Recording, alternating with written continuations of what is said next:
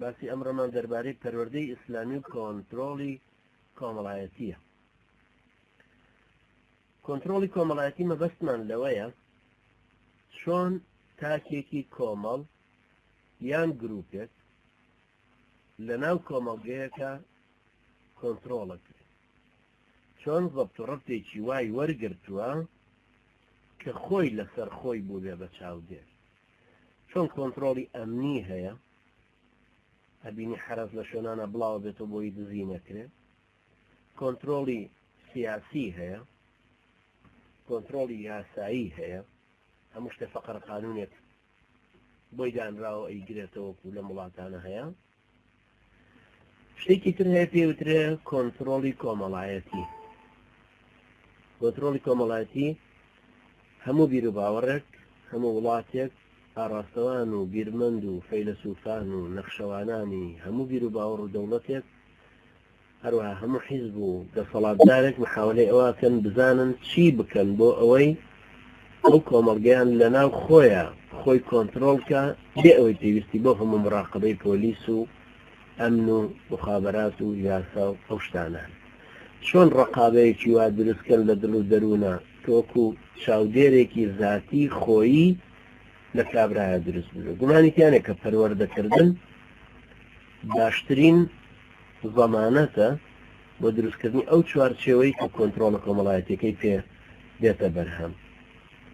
لە ئیسلامی شەبگومانیتیانە خودی ئیسلامەکە لە دڵ و دەرونی هەریەکێک لە ئێمەیە لێمان بۆ بە ڕقابەی ذاتی، بۆ بە چاودێرێکی خۆیی لە مەجموعی هەمووشمانە وەکو کۆمەڵە موسڵمانێک کە پابەندین بە ئیسلامەتێکەوە لێمان بۆ بە دەسەڵاتێکی کۆمەڵایەتی، چونکە ئەم دەسەڵاتە کۆمەڵایەتی ئێمەی ملزەم کردووە بە هەندێشتەوە. یعنی بۆ نمونە ئێمە هەر هەمومان ئەمە کە مسلمانون و ئیسلامەتیمان وەرگرتووە و بە ئیسلامەوە پابەندین، هەر هەمومان شتێکمان لابووە بە عورفێکی کۆمەڵایەتی، ئەویش مەسەلەی ژنهێنان، تەلاقدان، مناڵ، نەفەقە، هاتوچۆکردن، دابوو نەریت و دەستورەکان، ئەم جۆرە شتانەمان لێبووە بە نەریتێک هەموو پێوەی پابەندین. بۆ نمونە دزی نەکردن. دزیکردن لەبەرەوەی سنوور شکاندنی مافی خاوەنێتی یەکێکی ترە، تۆ بۆت نییە بیدزی. ئەمە لە لای هەر هەمومان بەبێ ئیستیسنا ئەوانەی دیندار و پابەندن بەخەدەر تەمان پابەندەکەیانە بە شێوەیەکی ڕاست لێیان بۆ بە دەسەڵاتێکی کۆمەڵایەتی کە لە نیوەشەوە ئاڵتونیان بۆ ڕێکەوە نایدزن. دوکانێک دانەخراوە ناچنە ناویشتی لێ هەودێت. مۆزەفێک بەرتی لێ دەنێوەری ناگرێت لە کاتێکە سێ کەس لە ژوورەکەیەتی سێ کەسەکە سێ چاوەریان گرت.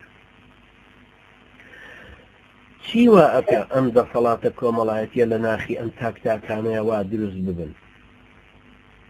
ئەم پەروەردەکردنە.